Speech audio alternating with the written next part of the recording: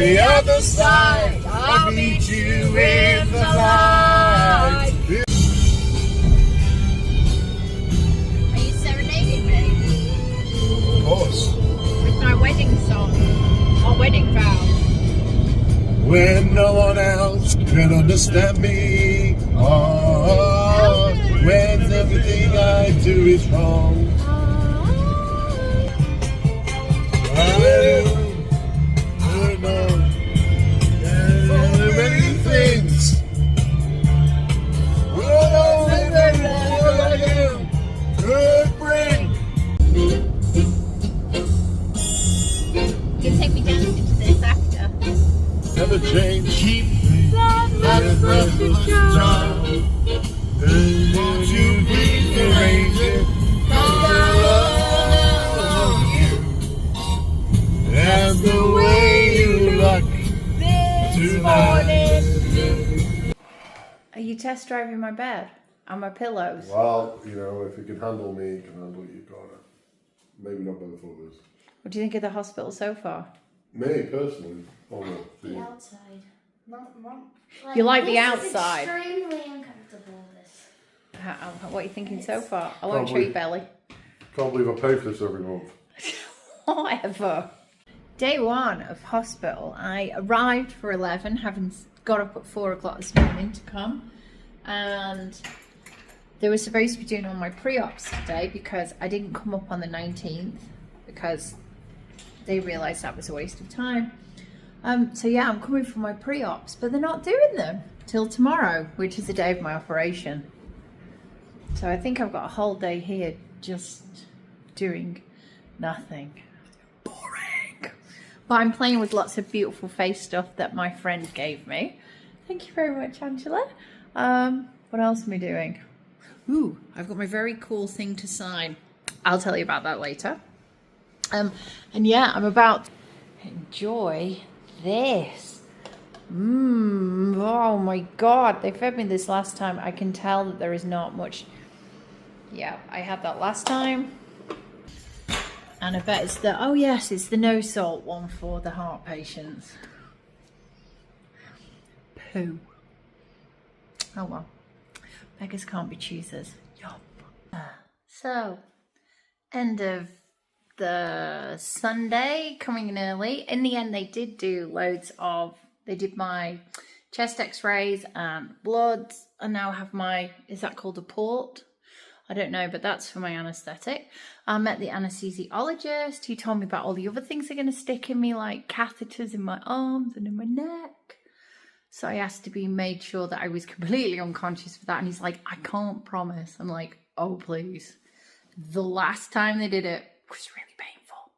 I'm not going to lie. I did not enjoy it at all. So yeah. And now they're talking about the operation being at 3 p.m. It's a different time from each person and it's a different amount of recovery. This guy says that I'll be awake like 3 or 4 hours after coming out of surgery, as long as I haven't got any leaks in my heart, because they keep me sedated, they keep me anaesthetized, I think, fully anaesthetized for a while, because they're waiting to see if I've got any leaks in my heart that are bad enough to need more surgery. So fingers and toes crossed. We've hired like the best guy you could possibly get in Spain, so I don't think, unless my heart is just so happy to be pumping again that it's just like, because that is the thing, like I have low blood pressure rather than high blood pressure as a human being, so I'm thinking, and that's when it's working twice as hard. Like my blood pressure is low and my heart is working twice as hard, which you'd think would increase the pressure. But I know the pressure in my heart is high. It's very confusing. So yeah, I think that's the amount of the pressure of the beat, isn't it? That one over that one. But anyhow, yeah, wild. So yeah, shared it on Facebook, as most people in my life actually haven't got a clue. Nobody I work with, because I work training a global team of salespeople. None of them know, and I've seen quite a lot of them recently. Other than family and And my closest friends, nobody knows, because I just didn't want to talk about it. And you know what? As somebody pointed out, it's a lot to process, and it's been a lot for me and my family to process. And like, yeah, it's a massive head wreck. It's been a real surprise. For a long time, I actually couldn't believe at all that there was anything wrong with me. I mean, I knew there was something wrong with me, heart pains and being bent over in the street and not being able to breathe and coughing all the time and struggling to breathe walking up hills and days of exhaustion, and loads of stuff now makes sense. Now it's all diagnosed, especially for the last 10 years. It's been getting a lot worse since the birth of my daughter. And a lot worse since I took up trying to get fit. So exercise is a killer, don't bother. No, that's not what I'm saying, but you know, it'll be interesting to try it with a real heart that functions and double the amount of lung capacity. That will be good. So yeah, I'm wondering. And other than that, I get morphine every 4 hours, and if I want more, I can just ask for it. But that's great, but actually you kind of need to learn to manage your pain beyond a certain point, because morphine makes you sick and it bungs you up so you can't poop, and it's just not very nice. And you sound drunk, so it's actually not going to solve the problem. So yeah, my last night sleeping on my front for a long time. My last night ever with an intact chest that looks like that.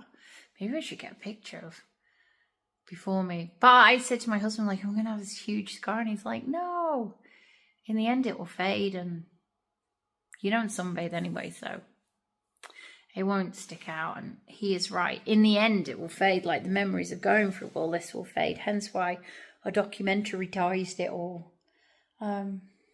So I hope if anybody's watching and they have got it and their head is currently melted and they want information, that this helps. But I guess it's all about finding the right people to do your operation, asking as many questions as you can and learning as much as you can so that you are totally prepared and like nothing is a surprise. Like they've told me 2 days in ICU, 1 day in ICU, loads of stuff. Like nothing is a surprise.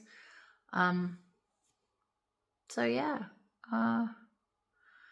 just seems like a long old day ahead tomorrow waiting. And then I know the bit that always gets to me. It's that final moment when the anesthesiologist is there and they're like rubbing your hand or rubbing your head or whatever. And you go, okay, count to 10. And you're like, oh my God. And then I won't know anything.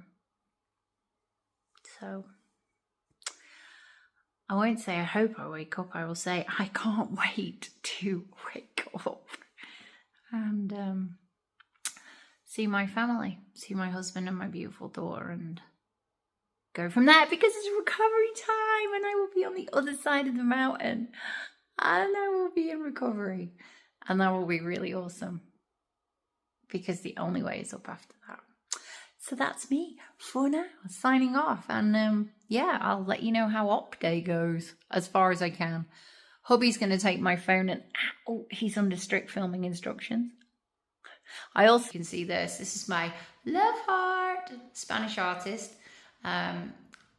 Did this, and so it's getting signed by everybody who comes, and doctors, all the nurses and the other peoples, the orderlies and everybody. So I can never forget how many happy hands made my perfect heart. So that's it. I'm going to look at the picture of my beautiful family and get some shut-eye.